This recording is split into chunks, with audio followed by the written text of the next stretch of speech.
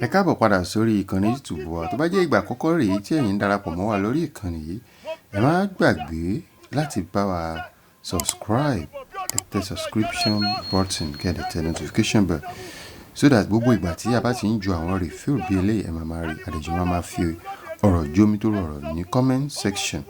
Sinimá wo la mú wá fún yín ní òní? Aiki Jagunlabi ni o. Aiki Jagunlabi. Tí ẹ bá ti wo sinimá ẹ sáré lọ sí Àpáta TV, ẹ tẹ̀ síbẹ̀. Aiki Jagunlabi ó ṣẹ̀ṣẹ̀ jáde ní ó ń gbóná fẹ̀lẹ̀fẹ̀lẹ̀ láti ọwọ́ Akin Olaiya. Òun ló gbé fíìmù jáde. Àwọn àgbààgbà òṣèré bíi Ibrahim, chatta, Peju, Ogunmola, Ogogo ọmọ kúlódò gbogbo wọn ló kópa níbẹ̀. Aiki Jagunlabi, gẹ́gẹ́ bí a ti mọ̀ pé jagunjagun èèyàn ńlá ni wọ́n, ṣùgbọ́n nínú gbogbo ìlú tá a bá ti rí jagunjagun a máa ń rí balógun. Ìlú tá a bá ti wá rí balógun tá a tún rá lágbára, ẹ mọ̀ pé kò sí bó ti fẹ́ jẹ́, ọ̀tẹ̀ oríṣiríṣi ló máa wà lẹ́yìn àwọn tí ó bá jẹ́ àtẹ̀lé wọn.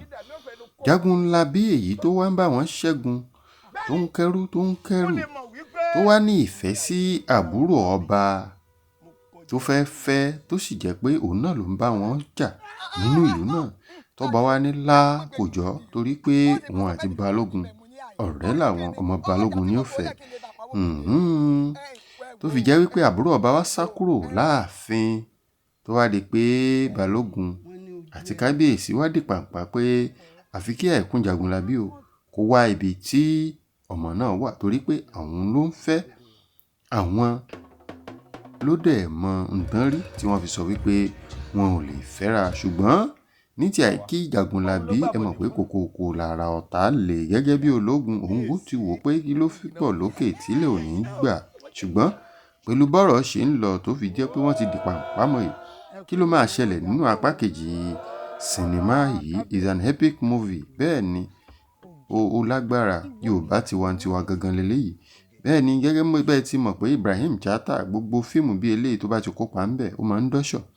Ẹ sáré lọ sórí Àpáta TV, gẹ́gẹ́ mo ti wí lẹ́ẹ̀kan, tẹ́ ẹ bá ti wò ẹ lọ download ẹ̀. Aiki Jagunlabi, ẹ jẹ́ ká jọ sọ̀rọ̀. Kí lẹ ti rò pé ó lè jẹ́ outcome, as in kí ló máa jẹ́ àbájáde ohun tó ń ṣẹlẹ̀ gangan nínú sinimá yìí láàárín Aiki Jagunlabi, kábíyèsí yìí tá a mọ̀ sí ìtẹ̀lẹ̀, àti àǹtàlá nìyẹn tí a mọ̀ sí balógun ìlú. Pẹ̀lú ohun tó ń ṣẹlẹ̀ yìí, kí la rò pé ó máa kẹ́yìn àwọn mẹ́tẹ̀ẹ̀ta? Ṣé kí Aiki kó wá gbà kán lọ tì mọ́nú túbú ni, àbí kó mọ jìyà tí ò mọwọ́ tí ò mẹsẹ̀? Ó ga ò, kọ́lọ́run kó ṣọ́ wa ń bẹ̀ ni. Ẹ wo, ẹ má gbàgbé ẹ bá wa subscribe sórí ìkànnì YouTube wa. Ẹ ṣé púpọ̀.